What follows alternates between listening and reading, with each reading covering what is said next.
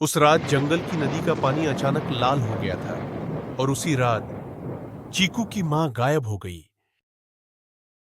जंगल के जानवर कहते थे कि उस नदी में कोई रहस्य छिपा है। एक रात अचानक नदी का पानी लाल चमकने लगा। पूरा जंगल डर गया।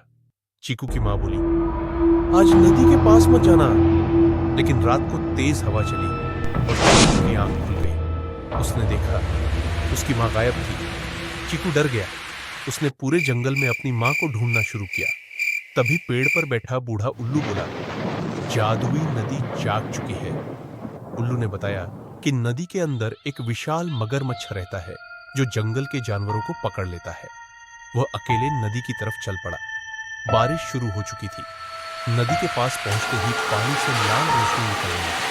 अचानक विशाल मगरमच्छ बाहर आया। जो भी मेरी नदी में आता है वापस नहीं जाता।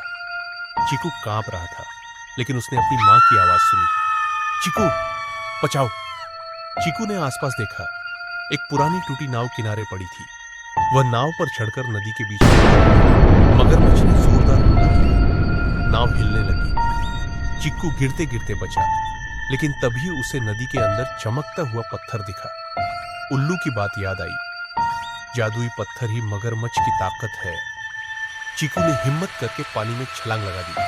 तेज लहरें, अंधेरा, डरावनी आवाजें, लेकिन चीकू तैरता रहा। उसने चमकता पत्थर पकड़ लिया। पत्थर टूटते ही नदी की लाल रोशनी गायब हो गई।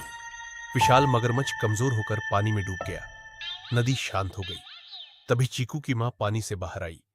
वह मगरमच्छ के जादू में फंसी हुई थी। चीकू दौड़कर अपनी मां से लिपट गया।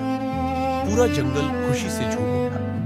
उस दिन के बाद चीकू जंगल का सबसे बहादुर बंदर कहलाने लगा। सच्ची हिम्मत डर न लगने में नहीं, डर के बावजूद आगे बढ़ने में होती है।